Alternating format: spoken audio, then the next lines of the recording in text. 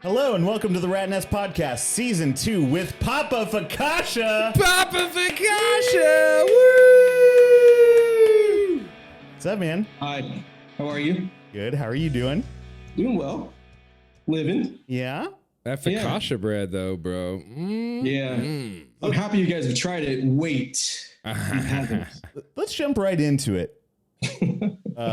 Me and you are not blood related, but basically spent enough time together to be brothers.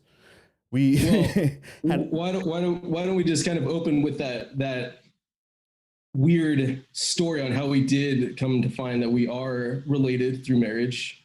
it After is living together and knowing each other for what, 6-7 years at that point. very strange. So me and Joseph here used to Oh, yeah, we introduced him as Papa Focaccia. Will you introduce yourself and tell the people who you are? Sure, absolutely. Joey Q. It's me, Joey Q. Joseph Quiroz. Papa Focaccia. I think that's pretty good, right? All right, yeah, that was good. Okay, back to the story. Thanks for that. so I anyway. think that was kind of weird, but I think it'll work. I think it'll work. We'll fix it in post, right? Yeah, Is that what you're saying? we're gonna clean it all up in post. This is all cleaned up in post anyway, so it doesn't really matter. Ratnest doesn't have a post program. We have a during, that's it. That's pretty much how it's gonna go down, bro. All right, that works for me. Me and Joseph lived together as roommates for several years. We were friends before that, and one random day, my dad goes, "What's your roommate's name?" Quiroz. There's a Quiroz in our family. She's married to your cousin. And then I go, "Hey, is your dad's name Pinky?" And then he goes, "What the fuck?" He goes, "Yeah. How'd you know that?" He goes, "My cousin's married to your dad's niece." Yeah, Is that what it is? yeah. My cousin's married to your cousin. Yeah, you guys are far enough to remove to where you guys could fucking and be okay, but yeah, you guys are still related. I mean, we would have a supreme being if we made it together. That's how it kind of worked out. But it was weird because you came back from San Bernardino, and I at the time had no mode of transportation, so I was always at home. And he like comes running in and he's like, "Your dad's nickname's Pinky, isn't it?" And I'm like, "Yeah." And he's like, "We're cousins." And I was like, "All right, what the fuck?" And then, from that moment on, it just kind of was like even more of an intense like trying to outdo one another like constantly and just like running amok after that. But it was I tell that story pretty frequently to a lot of people when I talk about Matt. I'm just like, "Oh yeah," and then I found out I was his cousin, and they were like, "What the fuck? Like, how does that work?" You know, it's like a very deep South like type of story. You know, like my cousin and your cousin, we came together. Or just deep inland empire. That's really what it is. The Riverside, like San Bernardino County, like is all like this. It is the deep South of California. It was so funny. And then, so we lived together for years. Our other friends came in and out. We had, we always positioned ourselves next to bars. I think that was how we kind of, that's how you chose the place to living live. quarters. Yeah. Proximity to bars was definitely like the big driving factor, or it just kind of worked out where we just lucked out and just so happened to like be in a house that's near our local drinking establishments. That's true. We were a block north from Balboa Park, and the closest bars were the like infamous gay bars. And so we kind of skipped over those ones and would like ride our bikes a little extra further. Just because every time we go into these bars, dude, they're pretty ruthless. They're like, they're grabbing, touching.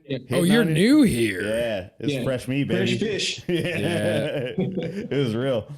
Yeah, it was a good time. Yeah, we lived together for quite some time. It was probably one of the, I mean, I think it goes like us living together and then the birth of my child is probably like the ranking I would have like so far in life. That's how you dictate time. Yeah, exactly. No, but it was a good time. But I'll never forget the time. I'm happy that we still have this connection, and then lucky enough to meet Jim along the way too, and play music with him here and there, and do all that stuff. So it's been really cool having been in San Diego for I think like 13 years now. When I originally came out just to like help open a restaurant and be around here and just on a whim move out here with intention of just kind of sticking around to see what feel out San Diego, what it was all about. And then shit, here I am. I think it's like 13 years later, 7-year-old, and another baby on the way now. So it's Congratulations on that, bro. Lots of lifetime friends now, and fucking just doing random stuff like this bread thing and shit now, you know? I kind of like draw the parallel between us living together and your current situation with doing the Papa Focaccia stuff is because when we lived together, you were the head baker at the like institution of coffee shops in San Diego, right? It's like up on Adams and on Park Street. Yeah, Lestat's. Lestat's is like the 24-hour spot for coffee junkies.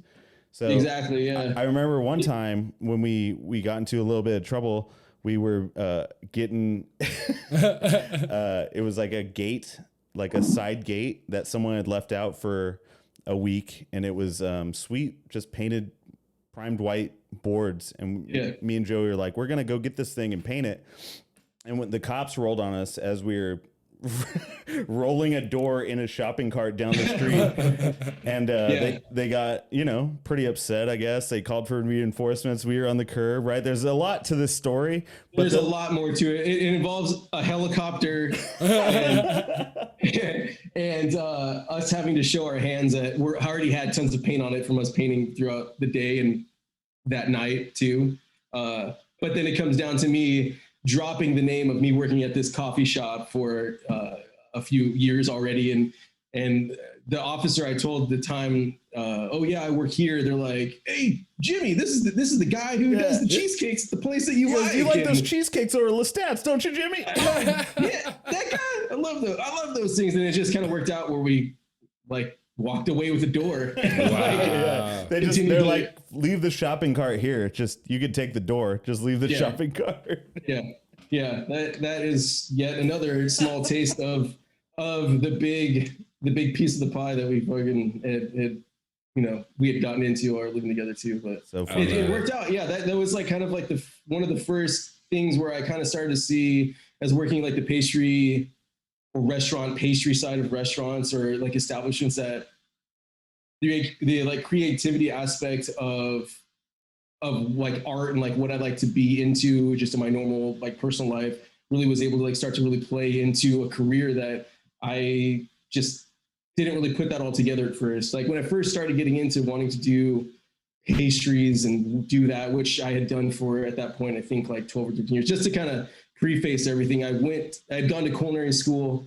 up in the Bay Area for a small amount of time, and then kind of was over it and kind of lucked out with being able to work for San Francisco Sourdough, which it was called at the time, but then was actually bought out by Boudin, where they have all the bread bowls and all that fucking shit down on Pier 39, where it's like the tourist stop you have to go to while in San Francisco, and then kind of grunted my way through that, and just kind of from there was able to stick in the restaurant like industry, I guess you could say, or like kind of like the back kitchen industry side of it, and then working more into like the pastry, French pastries, classically trained stuff was where I kind of started to see the freedom of being able to have more of expression than having to really go by, you know, like on the hot cuisine side where you have to like be very routine and over with the same exact type of look and stuff. That sounds a little wild though, because isn't French pastry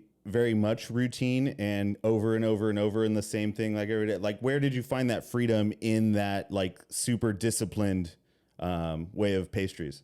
Yeah, like it's absolutely true. And I came to find out even more so about the kind of redundantness and actual like kind of structuredness of like the pastry side of it later on. But I did a lot of like small competitions doing like chocolatier work. Like I built a piano out of all chocolate and like the piano keys. And it was like this whole thing for a competition that I had done.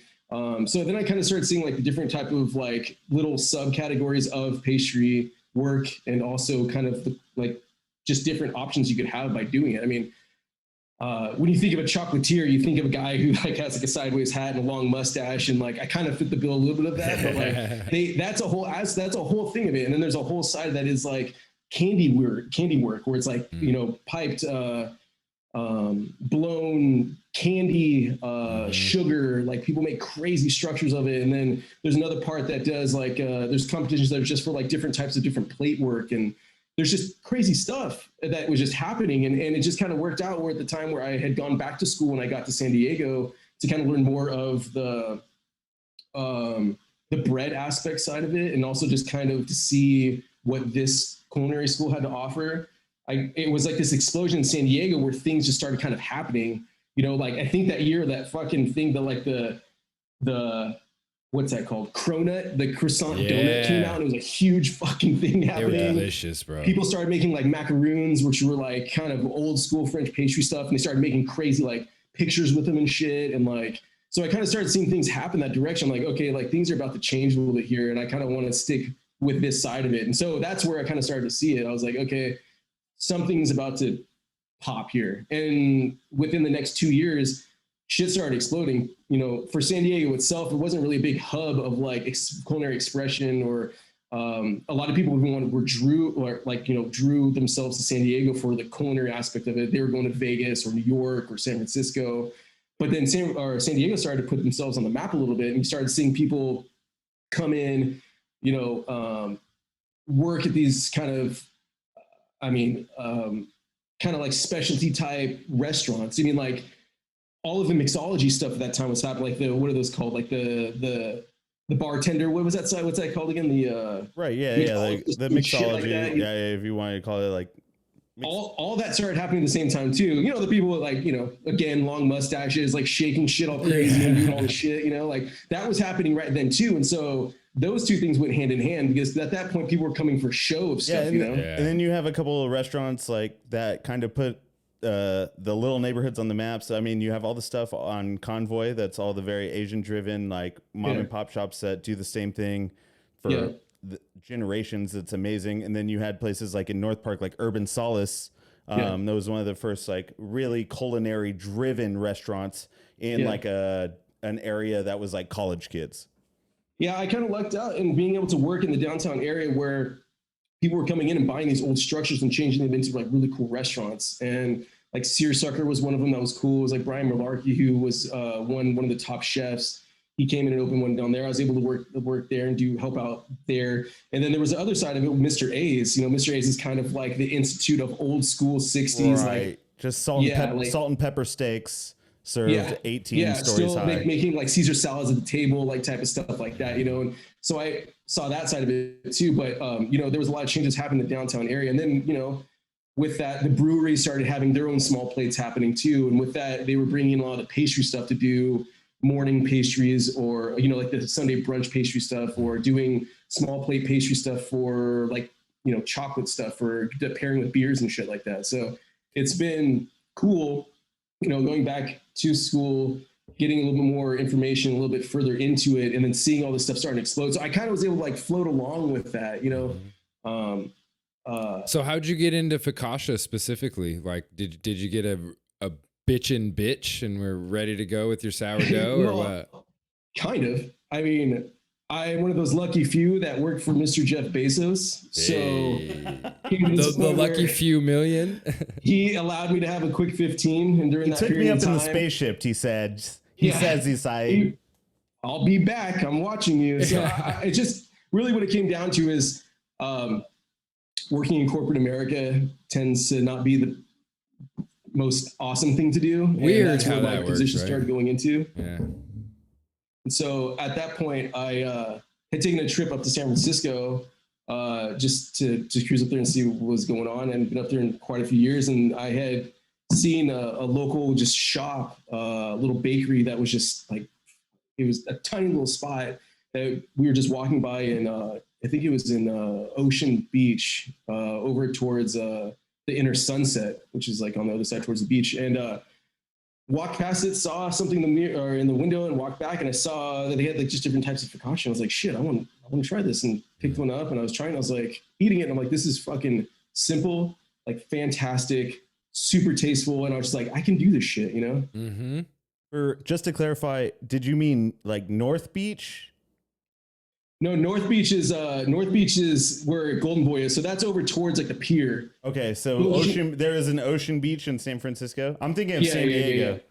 Yeah, it's outside like near the Inner Sunset, which is over towards like the botanical gardens and stuff like that. Yeah, that big like park area. Yeah, exactly. And so, I was like, shit, I can do this. And then that kind of just went on the shelf. And I think I had even gone out and golfed with a buddy of ours, and I met up with you afterwards, Matt. And then I was like, yo, like there's this thing I'm trying, like my wife's pushing me to try and go for it. Yeah. And then I just came home and made some, like, and that was kind of it. And then I think I gave it away, and the person I gave it to was talking to my wife, and she was like, the person was like, this shit is great. Like you should try and have them make some more. And, that was kind of the beginning of it. Awesome. You know? So in the beginning, we just kind of started talking and not giving any reference to too much besides you said your name in kind of half an ass email. What we're talking about is our friend Joey here has started a Focaccia. It's not fucking pizza. Focaccia loaf. Very like pizza, but not fucking pizza. It looks like pizza. Smells like pizza. Business out of his house. Pizza. Everything's made from scratch. The dough, the ingredients are handpicked from local vendors. A lot of local stuff you put on there, right? So yeah, but when was the point where you were like, I'm gonna go do this full force? Not like we talked about it, not anything. When was like the day that you were like, all right, this Papa is what I'm gonna do? Focaccia exists. Well, great background on that. Let me give you that much. That was a great little summary that you just put up there. Because that was exactly it. It's like, I mean, I don't know when that point was actually. I think Sophia, my wife, had set up an Instagram account and had taken some pictures of stuff I was making. And then at that point, it kind of just got to the point where people were like, hey, what is this? What is this thing? It was, friends that knew me and us. And then I think that I had kind of done a test run where I gave a couple to a few friends, and then I gave a couple more to somebody else. And then there was like some pictures that were posted, and then people started reposting it. And it's just kind of that thing that's been happening of like this whole pandemic era of people just doing the word of mouth through social media stuff. Yep. And the thing for me was like, I'm not on social media at all like I used to be. So for me to kind of just hear what's going on, I'm like, oh, okay, cool. That's cool. And then the next thing I know, it's kind of like picking up a little bit more and more. I don't think as of right now, I've totally gone full force. Like I'm possibly going to at some point. Dude, but I absolutely love, I'm sorry to cut you off, but I absolutely love your marketing strategy, the way you're going forward with it. I think having the like short time frame, limited slots, come pick it up, it keeps it special. You know what I mean? It keeps it low key, it keeps it underground. And for the time being, dude, it's so perfect. I love every single week when I see like Papa Focaccia sold out with a little dancing sold out thing. It makes me want it even more. And I'm pissed that you won't deliver it to the IE, but yeah, I get it. I get it.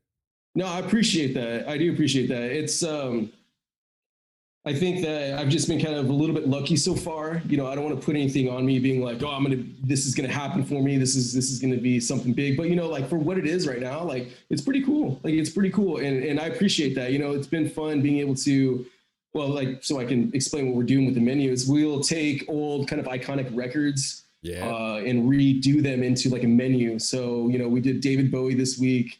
Prior weeks, we've done Hall & Oates, the best of Hall & Oates, Nirvana, Nevermind. Dude, the menus are so great. Yeah. Dr. Dre. So it's just kind of one of those things where if anything, if nobody orders anything, at least we got to make some kind of cool menu with like a cool old iconic like record. You know what I mean? So, well, and you're doing a lot of like a new kind of pizza like each week or every couple weeks, right? Like you're kind of adding something in. I saw that you've added in like a gluten-free and a vegan option, and like you're adding in lots of different things kind of every time the menu's there's some favorites and then there's something new, it seems like. Yeah. So going back to what you're saying with the local vendors and stuff, I've been lucky. I mean, through the pandemic, like a lot of people have gone on to do this kind of stuff that I'm kind of doing, where they've just been able to kind of bootstrap some shit together. And like, come up with their own thing. I was dealing with a guy who's kind of local, doing his own hot sauces. So there was one that I was doing that it was like a spicy version of, it had spicy mushrooms, and it had kind of like a hot honey on it. And this guy out here locally made his own hot honey. So I linked up with him and used that. And then there's another guy right now that I'm working with that he is doing his own pasta sauces, which is pretty awesome.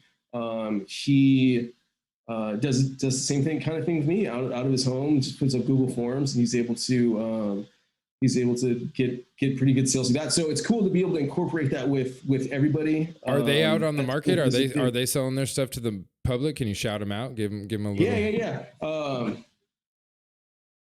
We love to promote the local stuff, bro. If you got local stuff, I'm into it. I want to give off his right handle, just so I don't seem fucked up and don't have the right thing for him. But he's going big. He's actually like, since speaking of the different loaves, we've been doing like a seasonal loaf that has peach, burrata, grilled peaches, burrata, mozzarella, and some of his sauce. It's a mild sauce that he has. But it's been awesome. And he goes by Romulo and Remo, at Romulo Remo. And that might be wrong, but if you do a search of that, you'll be able to find him. But super cool dude. His name's Nico. We've been linked up for probably the past month. And it's been awesome. It's been really cool. And the other guy was at the Brass Beard. He's the other guy that I've been working with doing the hot honey and stuff. He does his own hot sauces out of East County, San Diego. Both really cool dudes. But this seasonal thing we've been going with my friend Nico now, he's doing the same thing. And I think right now it's really cool to be able to link up with these type of people, because if I make it, or if I'm making some sort of sense, make it, you're coming with me, and I know that everyone right now is all about that, like keeping it together, because everyone's trying to hustle. Everyone, I think during this era has found what the true meaning of side hustle is at this point. You know what I mean? Dude, side hustle is real right now. Do you remember when we didn't have to have side hustles, when we could just fall asleep in the garage and everything was okay? Wake up and play music and be good. Fall to the sweet perfume of spray cans. Yeah, just spray paint rattles in your nostrils. Yes, and the long running VCR that's playing Rookie of the Year on that old TV. It was Weekend at Bernie's. A lot of this. Weekend at Bernie's. A lot of Weekend at Bernie's. So, if this doesn't make sense to anyone listening, the house we had a detached garage that I would frequently fall asleep in after painting long nights watching Weekend at Bernie's. So full garage, full of aerosol and spray paint fumes. He would just fall asleep watching some dead guy dancing. Yeah, did not open the garage at all. It was very closed off. So many times coming in, opening the door, and he'd be like, "Close the door." Yeah. All right, dude. I don't know how much it was falling asleep. More so, it was just truly passing out because of asphyxiation. Yeah. But really, going back to what you're saying, Matt, is I'm not sure of when the point was of being okay, I'm going to give this a little bit more than I was before, and just kind of more than just this is kind of fun thing. It really has been kind of up until recently, where I've really been putting a lot more thought and kind of feeling into making this thing kind of happen a little bit more. I can tell with every week there's more and more kind of progress to the type of timing I have in the kitchen, as far as making these loaves a little bit better. Just the kind of feel of how I'm organizing the day to be able to make these things come out. And so it's been cool. And I think hopefully we can be a little more successul with it here and see what's up. I'm looking into getting an ice cream truck right now. That's kind of the next little step I have going on. I want to get an ice cream truck and try to make it more of a storefront than it is actual food truck. But I think that might be the next part. I just got the stickers from my boy Ratnest. Oh yeah, Ratnest stickers. You're sick. So it's not that way, but pizza. Yeah, it's not fucking pizza, man. And that's been the kind of a really cool part about it too. Going to that, it's it's funny because some people are do you get offended when people say it's pizza? I'm like, no, I mean, if they're talking about the name or they're talking about what I'm making, I don't give a fuck, cool. That's right. You're talking about what I'm doing. That's rad. But honestly, and this is coming from somebody who's eaten a lot of goddamn pizza in his life. it has a different feel and texture, like bread, than it does actual pizza. I hate you so And much. I hate you if so much. anything, and if anything, if you don't believe it, feel free to swoop on over to my Google Forms and pick up a loaf for yourself. What's the website? Oh, I don't have a website. We ain't there yet. Wait, hold up. So tell the everyday listener that wouldn't know the first thing about making dough, or the difference, or what pizza dough is, and compared to bread, compared to focaccia, because focaccia is very different than your normal loaf of bread, and it's definitely far from your normal pizza dough. So can you break down a little bit of like the process of making your dough? Yeah, so like the type of dough I use is sourdough. And sourdough itself is like a living organism, like it has living bacteria in it. Kind of pretty much like any type of dough, but this one more so is like a child, honestly. Like part of a sourdough is called the mother, which is the part that you actually. We used to call it the bitch. This one's the bitch. It's an old stinky bitch, really, is what it is. And I mean, you've worked with sourdough before, so you know what's up, right? Like. So basically, like that's the type of dough I use. So it's really more of a dough that you have to kind of like finesse a little bit more and pay a lot of attention to, honestly. And it's a lot wetter. It has a lot more hydration in it. So usually, most dough or pizza dough, so to say, for example, it has about 60 to 70% water in it. You know, compared to the flour and other stuff that go into and yeast and whatever else. Focaccia or sourdough has upwards of like 80 to like 95%. So it's really wet. Mm-hmm. You know, it's really wet all the time. So you have to be work fast with it, you know, and kind of finesse it a little bit. So really, that's kind of it's just the big difference of it, is how much you have to take care of the beginning stages of the dough. The fermentation time with the sourdough I use, it's about 48 hours process for it to turn into like an actual loaf, like to be able to work with it and make the final dough. Whereas like pizza dough, you can have that same exact thing, but it's not as finicky. You know, if you overproof the focaccia, it's done for, you know, or the dough that goes into focaccia, or right. There's no correcting it. A little more forgiving, you know. So really, that's kind of like the difference between the two of it, or you know, those two doughs in comparison. But it's just more process. It is really what it is. You know, really, just to make it simple, really wet, not as wet. Sure, and yeah. Focaccia dough is really wet, and pizza dough not so wet. All right, bro, I'm going to give you $1 million idea right now, and I'm just going to give it to you. Drop it in your lap. You can have it and walk away with it. I want to hear it. Focaccia burritos, bro, or focaccia tacos. You just take half a baguette. You take that bitch, turn it into a little baguette, and then you hollow out the middle. You put a little bit of that sauce. You make basically like a focaccia like burrito or like a hoagie or something like that. And boom, there you go, bro. You got your homemade bread with the baguette and all the fixins in the middle. A focaccia banh mi. There you go. It's like a sandwich. Yeah, basically, it's a sandwich. But I love it. I love it, Jim. I will run with that. Sandwiches make millions of dollars every year, bro. You'll have you get 20 cents off each sale. I will send that along to you. I will be able to mail that. It sounds like I'll wrap it up really tight and send it off to your house. I'll take it's one. All going to be change. Yeah, I'll take one. Yeah. But yeah, it's been cool. The whole thing so far has been really rad. And I think something I'm looking forward to right now is like the actual other marketing side of it, which is getting like the t-shirts and, you know, the t-shirt cannon to shoot off and the cannons are key.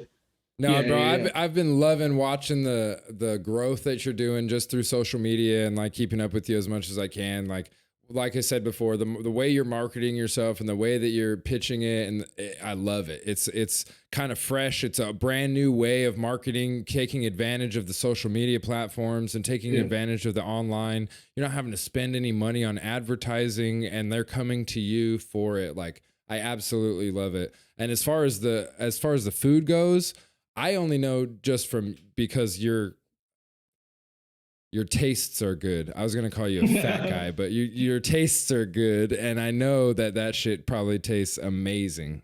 I appreciate that. Yeah. And I really appreciate that. That means a lot, man. Especially, you know, coming from from someone who knows the hustle and understands that part of putting yourself out there. That's always like the first step that really a lot of people tend to shy away from, because they don't want to be judged, or they don't want to be seen in a certain way, or even seen as someone who fails in trying something. And that's a big first step of it, you know? And so I appreciate that a lot, coming from somebody, you know, you put yourself out there a lot too. And I really respect that. So I can, you know, from your rap to music to what you're doing now with your own sort of like hustle that you have going on. So, you know, but I really have to give it up to my wife, Sophia. She's kind of the artistic side of it, and she has a lot of like great ideas and is like a really driving force behind it. And so she does a lot for what I'm doing with the social media side of it. And yeah, I mean, she definitely is really kind of what started all of it. Like, she's the one who kind of started posting a little bit about it and putting on her stuff. And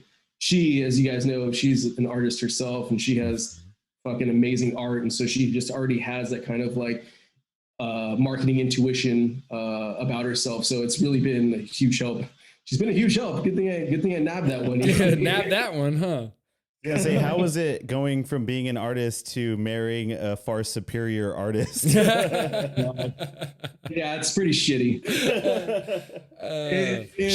Dude, her stuff is so rad. I'm just kidding, bro. I love your art. It's true. It's true. I would never consider myself an artist. I would consider myself somebody who drew some fucking weird ass characters for quite some time, and people liked it, and it was cute. Yo, but, if I may, really quickly, from episode number 1, if you go back, there was a painting that we hung in the background that I said, oh, that's our buddy Joey. He doesn't art much anymore. I wish he would. Now he is here present on episode in season 2. Baby. I love it, bro. I wake up in the middle of the night sometimes and hear that in my head, you saying that shit. I'm like, God fucking damn it. You just need to art more, bro. We loved it. I literally have like a 24 by 30 foot canvas in a 30-inch canvas sitting in my bedroom right now.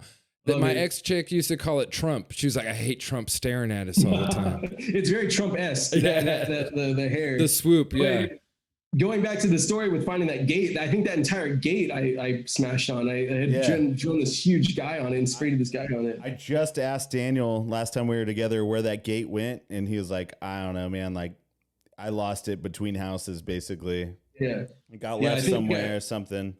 But it was a giant face with a big old fro. It was a green, it was like a green like alien with like a big fro and an NBA headband, and it was the size of the gate. And, love it. Yeah, clutch. It was like 6 feet, I think. It was pretty fucking big. But dude, I remember going down and saying, I should probably art a little bit more. You know, you should absolutely art more, bro. I think the most I got to was doing that 2-piece stencil that I've been putting on boxes now. So right now I have a 2-part stencil where it says Papa Focaccia, and it has like the inner and outer. So I've been doing that, but that's the closest I've been getting to get my hands dirty. But going back to marrying an artist, yeah, I mean, how fucking intimidating is that shit? So I'm pretty sure my shit's pretty good, and then you like come in and like this, she just smashes multiple canvases and just like, oh, I thought I use paint pens. What do you use? Yeah, it's so different too, because Sophia is someone that just does work until it's finished, and it has a very finished look to it. Whereas we would do work just to, smash, and it would look very unfinished all the time. So it's a different dynamic, the work that you guys do, even though it might have a similar aesthetic. Well, you want to give her a shout out? What's her Instagram so people can go look up her art? Oh no, we lost Joey. Did he freeze? He's froze. Big dumb idiot frozen. Come back to us, Q. I'm here. Yeah. We're back. And we're back. And we're back. Well, yeah, we were saying finished artist. Like we would not finish art at all. Never. Do you think that's a downfall of artists, or do you think it's just something that people put out unfinished pieces and they look at like they're finished? I think that comes from whatever background that certain artists come from. You know what I mean? I think that certain artists, they build themselves in a certain way through their like whole scope of where they start to where they're at in their whole art spectrum, I guess. I think that for myself as a person, I'm very much somebody who likes to complete a task all the way, except for when it comes to art. Like I will like start so many mini projects and then of art and then just not finish them all the way. And I think that that can go with like how you are just in life at that point in time. You know, I think that when we were living together doing a bunch of work in the garage at that park house where there were so many pieces all over that I think it would come to a point where we're like, okay, I'm okay with this. But I think that the people who actually go through and complete that, like their work all the way through and then look at it and see it as a finished piece, I think that takes a pretty strong kind of willed person to be able to like get all the way through and stay focused just on one thing. Cause I know, I mean, this is just kind of my assumption with you, Rad, is like, I know that you get through your pieces, but it can take you a long time to get through your pieces and you'll get to your final product. But once you get there, you're kind of like, okay, I'm good. You know? And I think that, for Sophia, for example, I know that she goes through it, she stands back, looks at it, makes some adjustments, does a little bit more, and then she's like kind of finally finished with it and like is, I would think, proud of it. That's the thing, is it's being able to tell yourself, I guess, that like you're okay with it. It's like nothing's ever going to be perfect. You're like, all right, I'm okay with like showing other people this or presenting it as a finished piece. And, but a lot of times, like back in the day, especially, I would just do something in a night and be like, it's done. It's fine.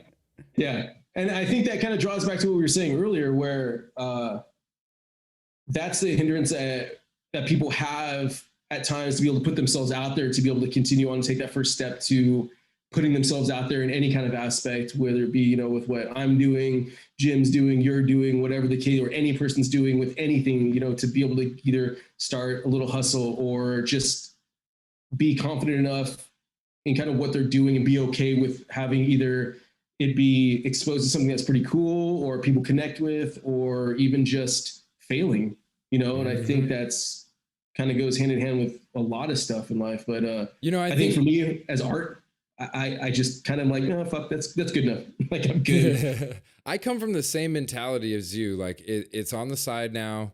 It's not something that I expect to become famous or make millions of dollars on. So it's kind of like a hobby.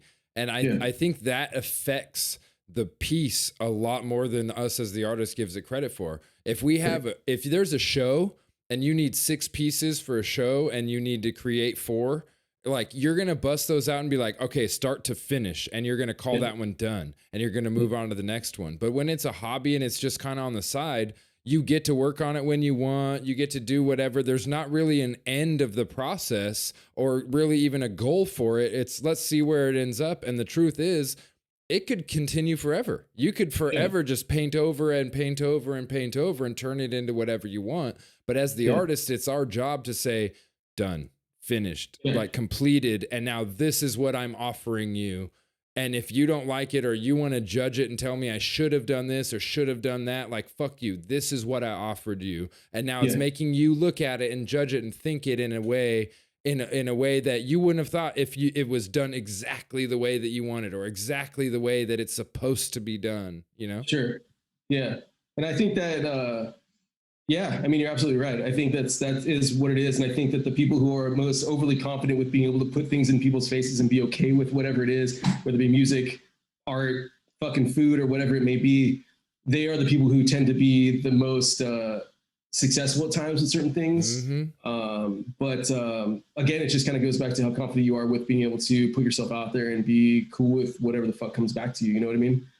We're lucky to be 3 guys that are just so goddamn confident. We can just put ourselves out there. Are you in the loaf? Matt over here doing his art entire platform, explaining things, and me just, kind of do my thing. Yeah. I mean, what a world we live in, huh? Yeah. What a time to be alive. Moon pies. What a time to be alive. Hey, so since you've started doing the focaccias, since you've started doing the loaves every week, what's been the most like difficult thing? Like, have you fucked up yet? Like, is there a point where like dough didn't work out or like something went wrong where you just were like completely turned upside down? I mean, now that you fucking said it, maybe on Thursday. Jinx. But not as of yet. Luckily, I've had things get a little bit too dark. We just moved from an older house that was built in 1920, I think it was, to a house that was built in 1935. So a like newer house, a little upgrade. bigger space for me to be able to work in. And the oven that's here now is like a lot fucking newer. And so there was like a learning curve I had with that. And my stupid ass decided to come into this house, never baked in this oven before. I'm like, put my form up and start selling loaves. And the first time I used it was when I turned it on to fucking bake the first amount of loaves that were going to be going out. And so I'm like rolling the dice on it. And I mean, they came out a little bit darker. They weren't burnt, but you know, like I had a watchful eye on it for sure, but not yet. It seems like right now, the only thing I kind of run into is like always forgetting like one small thing that will go on the loaf. I always seem to be running back somewhere to grab something, but not yet. I think that I've been arms in oven for so many years that like I can smell something. It's like a weird sixth sense where I can just tell. It's and done. Like, you know, it comes down to like being able to be like in tune with what you're doing and just having the knowledge of like, I know this can go for, I mean, if you talk to any fucking person who works in kitchens, they never say, put 5 more minutes. It's like, you need 3 more minutes on it. Or, you know, you need like 90 seconds. Yeah, minute and a half. Exactly. Yeah. Like 11 more minutes, you know? So it's one of those things where it's just, it's in me that I have, but not, you know, going back to not yet. And I hope not yet, or I hope it doesn't happen, but you fucking said it. It's quite the possibility at this point. So if you see anything on the news of the house burning, like in the North Park area, then something went wrong. Breaking news. It's not fucking pizza is on fire. It's on fucking fire. Yeah. It's a fire. It's not on fucking fire. Yeah. No, but it's been all right. Nothing too crazy so far. But again, we'll see. Stay tuned. Well, I'm like I said before, dude, I'm absolutely loving what you're doing. Everything that you've put out so far. I mean, I haven't got to taste it yet, but I'll get out there. I want to cruise out there. I know I keep kind of tugging at your guys' dick about getting out there, but look, I promise I'll get out there and do something for y'all. You know what I mean? I told you this off air. I'll tell you on air. I've got a commercial kitchen that I could offer you that we can get in there and you can cook multiple loaves. There'll be like an X amount that I can guarantee to get bought, and you can use the kitchen to cook whatever you need and to do a IE run. Like, yeah. Plus, we've been talking about doing a Ratnest pop up out here in the IE. We're San Diego or Inland Empire, but like if we could make it like a thing out here, and you come up and make some loaves, and we just make it like an event, it'd be super fun. Make some loaves and make some love. Yeah, dude. Love to have you. I feel like making loaves. I feel like That's the first song my dad taught me on guitar. I swear to God. I love it. And my mom went, Jack, don't teach him that. God bless your dad. And he slammed the door and lit a cigarette and pulled the machine. He said, "This is my smoking room." Yeah. Anyway, it goes like this, son. Get out of the garage. I love it. No, but to get back to you, since you texted me the other day and I was in the middle of doing my shit, Matt texted me and I was like literally arms in dough. Nice. About doing that. Yeah, I'd be super down. I mean, at this point right now, anything that I can work around my work schedule, you know, that's kind of been the other thing that's been kind of a hindrance for me right now. I mean, thankfully I have a job. There's a bunch of people that aren't in that position to be able to be doing something fun right now because they're struggling out there and shit like that. But, you know, it's been tough. It's been tough working 40 plus hours and then coming home to my second job, which is taking care of my children or my child, my son, and then third job, you know, for fun doing the low stuff. So it's been kind of a hindrance to be able to work everything else around, to be able to get out and do stuff like that. But I'm hoping to fucking quit that job, man. Well, we would love to have you at a Ratnest pop. I'm just kidding. I'm just Jeff Bezos. I'm fine. I'm just kidding. I love my job. I love working at Amazon. It's the best. So, which I work at Whole Foods, but. Do we need to bleep that? I was going to say, do we need to bleep that? Cut all the Bezos shit out? Yeah. Whole Foods of America, of Amazon, of America. But yeah. The Anaheim Angels of West Covina in Los Angeles. What are they called now? The Amazon Angels. Of Anaheim, of Covina, City of Industry, Whole Foods. America. Dap, Anaheim, Orange County.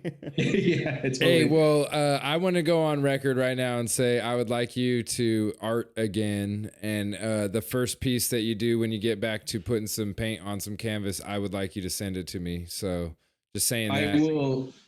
I will give you that one. I'll do that. Thanks, I will do that. I know that I'm hearing it from all ends kind of at times from Sophia and from you guys and stuff about trying to get back into and doing it. Just to put it out there, I'm not some amazing fucking artist. I'm just some guy who draws some little characters that people think are cute. Oh, stop. We love it. I will draw you a very cute character. We love it. Well, and yeah. I would secondly, I would like to point out, and I would like to go an extra step and say how dope your lady's art is. I don't exactly remember right now. Give her Instagram and her contacts. I think it's SEEQ. SEEQ.art, I think it is. Right. We've got some of her stuff up on Ratnest. Yeah, you can find it on Ratnest if you're wondering. It's the cactus. It's so good stuff. Like there's like one that's a cactus and a vagina. SEEQ.art. It's so good. There you go. I believe is the handle. And yeah, it's me, Joey Q. What did you go by? Immune? Can I say it? Is it dead? Is it alive? You can say it. I don't think it's dead. It's a little quieted right now. It's a little quiet, but I don't have anything up in the city right now, so that's cool. I'm good. You can blow that up right now because I haven't been in those streets for a while. Right. No, but look forward to you doing art again, man. I always loved everything that you were doing, and big ups to your lady for doing what she's doing. She really is doing an amazing job. I love the Focaccia marketing that you're doing. I just as a business concept from my end, even without tasting it, it's a success. Just what you've come up with is working, and continue doing it. I wish you all the best there, bro. Can't wait to taste it. I appreciate that, man. I really do. And you keep on doing your shit, man. You know, I will. I'm always hearing good things. I'm always hearing the positive stuff. And grow that beard back out too. Oh, you want the big again? You want a big and bushy? Man, I want that fluff. All right. We'll see. Joey, thank you so much, brother. You're my friend. You're my family. You're fucking someone I want to be like. Your art inspired me. And I hope you just have the most success in everything you do with this fucking Focaccia stuff. Hold on. Before we go, make sure people know if they're in the San Diego area, how they can order and get some Focaccia. Yeah. So it's all through Instagram. So it's at Papa, P-A-P-A, Focaccia, F-O-C-A-C-C-I-A. Yeah, at Papa Focaccia on Insta. We release menus Sunday afternoon around 12 to 2. There's a Google link that's in the bio that you click on and just pick the time slot you want. And also the loaf that you want to get through there. We've been trying to get up on Thursdays too, so just keep an eye out. Posting pretty casually, but trying to be more a little aggressive about it. So you can check there. I want to actually give the handle for my boy Nico. He is the guy who does the sauces for us right now with our seasonal loaf, but we're trying to work with him a little bit more and kind of take it further than that. His handle is at Romo Lo REMO Romolo.sd Romolo.sd. And then my boy Christian out in the East County that's doing his own sauces. He's at the Brass Beard on Insta too. So check them out. You can pick up Nico's sauces on his website. He has a Google form too that you can pick up an order from him. I think he's doing 1 or 2 times a week. But yeah, that's kind of it for me. When we put this out, we'll put all the links to those dudes' websites and stuff in the description of the YouTube. So we'll make sure it's all there. Yeah. They're cool guys, good people. Everyone's been super supportive, and so stay tuned for a little bit more what's to come. I know that this next week or so, whatever time this actually airs, it goes up, we'll have reinvented or refurbished our menu a little bit. I'm trying to add some more stuff on there, but actually, speaking of that, you've got such creative names for those pies, bro. Can you just drop like a half a dozen of it on us and tell me what's on them? Because the vegetarian option, which is the purple nurple. I got the other vegetarian option, which is the truffle shuffle. I got the Bad News Beers, which is kind of a bar food loaf, which is actually named after my softball league. So Bad News Beers. I got Presto Pesto. What else is there? We got the Son of a Peach. What was that one? Rat-a-tat-tat. Yeah, rat-a-tat-tat. We got that one. Burrata Ball. Son of a Peach is the new one. That one looks delicious, bro. Those oven roasted peaches on that shit looks so good. Yeah, the grilled peaches bring out that sugar, baby. Oh yeah, I want it. Yeah, so we more names to come, man. I'm full of this shit. I don't know where it comes from, but hey, well, I'm looking forward to the Ratnest pizza. Somehow you got to get that nasty ass word in one of those loaves. Yeah, it's got to be the nest or something like ratty or the rat-a-tat-tat or some shit that. It's gonna have actual bird nests in it with eggs. Yeah. It'll have some sort of stuffing that looks like rat nest. There we go. Actually, Joey, have you ever heard what a king rat is? Can you tell me? You know what king rat is, right? Oh, the one that whistles for all the other homies to come through? Oh, no. It's far worse than that, bro. It is far worse than that. I just got told this earlier by the man himself, the king rat. A rat nest or a king rat is where they all hook up in like a nest, right? And they all like bindy tails to each other and stuff. Oh, shit. Like, you know, the king rat. It's like a rat basketball, bro. It's just a whole bunch of rats stuffed together that you can't unbind. I've seen that shit. It looks like that. What was that movie? Like, was that big gremlin? It's like that ball. It's a gray ball with like a mouth. It's a fucking old VHS. Critters. Yeah. Critters, dude. Yeah, it's exactly what that shit's like. Yeah. I'll incorporate that shit somehow. I mean, there's been a few times where I want to like put some stuff out there and kind of just be the kind of like harsh, like hard hitting kind of like dry humor type of shit. But you know better. Like, Sophia's like, you ain't doing that shit. Yeah, you know, she knows better. Yeah. You are not doing that. If you're putting your name on it, it's got to be PG. Yeah, exactly. Yeah. So it's very black and white, and we're keeping it PC as hard as it is for me to do that. I like it, bro. I like it. Oh, yeah, dude. But I appreciate you guys. I really do. And this was cool. I mean, it's been a long time running. I know you've been asking me since fucking last season to do this shit. And I'm glad you finally made time for us. You know, I didn't have too much. So I appreciate you guys letting me come through and toss some people's names out there and put my shit out there too. Hey, man, we appreciate you being on and just bullshitting with us. I love you, man. You're my blood. Not really, but you're my family. Yeah. Hey, one more time. What's your Instagram and where can people find Papa Focaccia? Instagram is at Papa Focaccia, PAPA Focaccia. Google form will be on there every Sunday, sometimes Thursday. We'll see how it feels for the week. Time slots to pick there. There it is.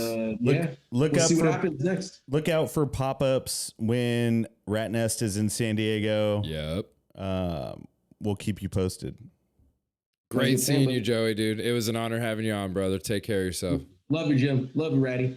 Bye. Later, homie. This has been the Ratnest Podcast, episode something of season 2. Episode something? I don't know what episode it is. Thanks for paying attention.